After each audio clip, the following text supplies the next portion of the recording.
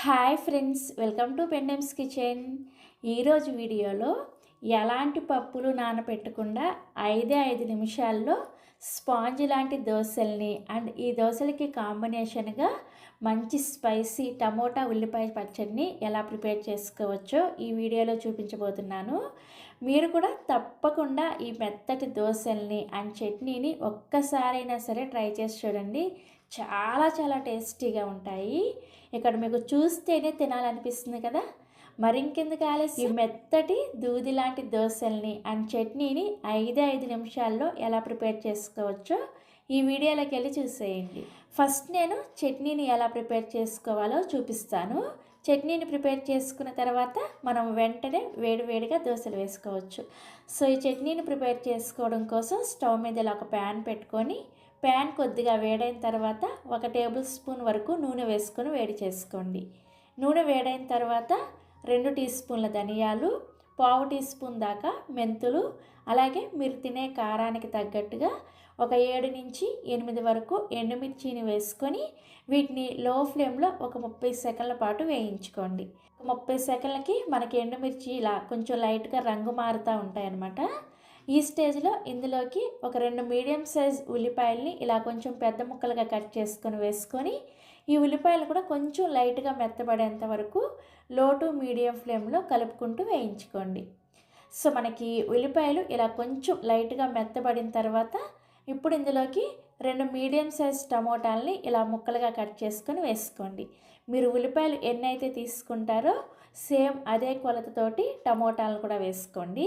నేను ఇక్కడ 2 medium size ఉల్లిపాయలు కట్ చేసుకొని వేసుకున్నాను కదా, అందుకోసం నేను 2 మీడియం సైజ్ టమోటాలని ముక్కలుగా కట్ చేసుకొని వేసుకున్నాను. సో టమోటాలను వేసుకొని ఒకసారి కలుపుకొని మూత పెట్టేసి ఈ టమోటా ముక్కల్ని లో టు మీడియం ఫ్లేమ్లో కొంచెం మెత్తబడేంత వరకు ఉడికించుకోవాలి.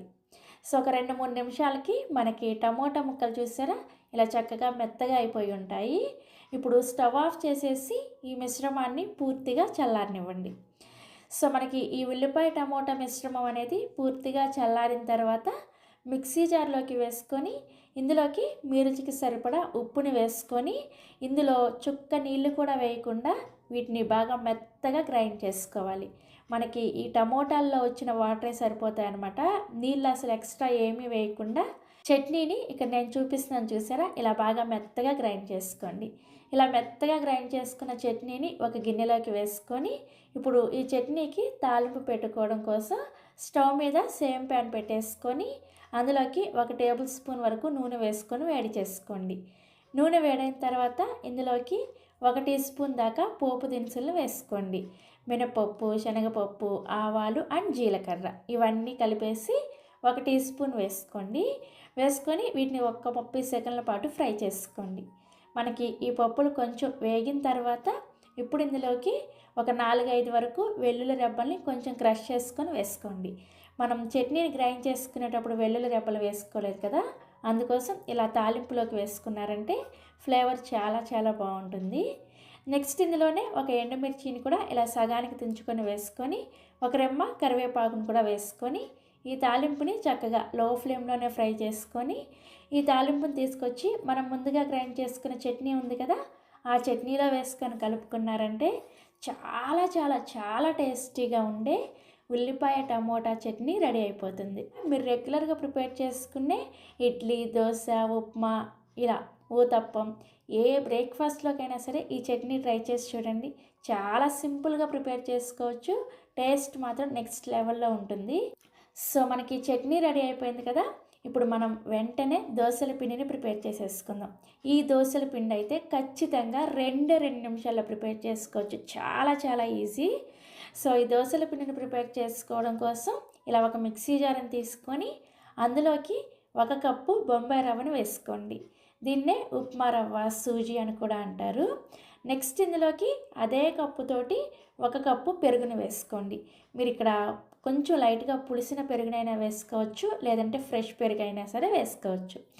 నెక్స్ట్ ఇందులోనే 1 టేబుల్ స్పూన్ వరకు కొంచెం పలుచగా ఉండే అటుకులను వేసుకోండి. నెక్స్ట్ ఇందులోకి మనం ప్రిపేర్ చేసుకునే దోశ అనేది మంచి రంగులో రావడం కోసం 1 టీ స్పూన్ దాకా చక్కెరని వేసుకోండి.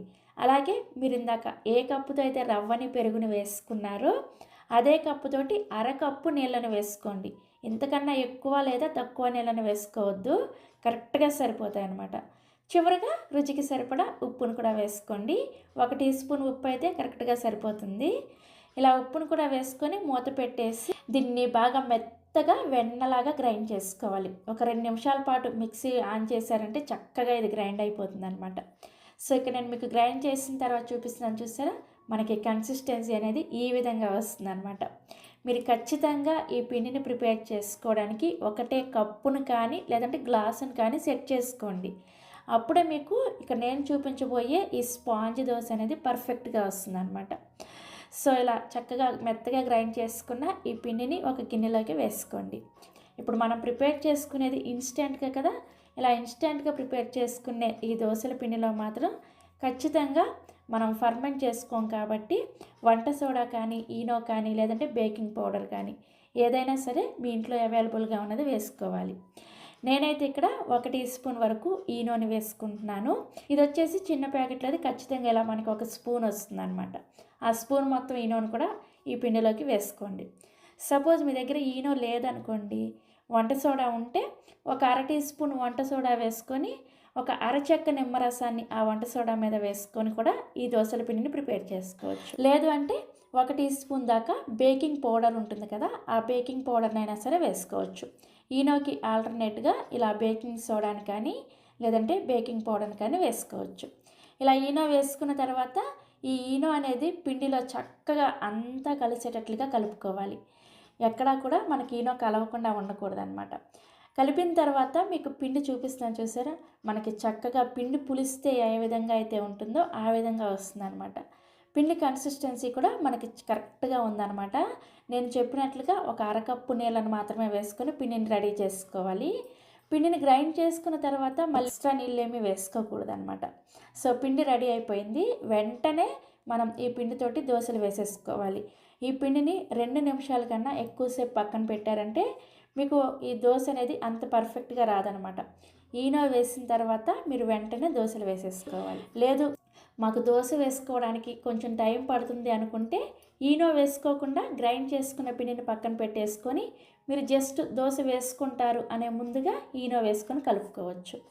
సో ఇలా దోశల పెనాన్ని పెట్టుకొని పెనం బాగా వేడైన తర్వాత ఇలా కొద్దిగా నీళ్ళని వేసుకొని ఈ టిష్యూ పేపర్తో కానీ కాటన్ క్లాత్తో కానీ ప్యాన్ని శుభ్రంగా క్లీన్ చేసేయండి.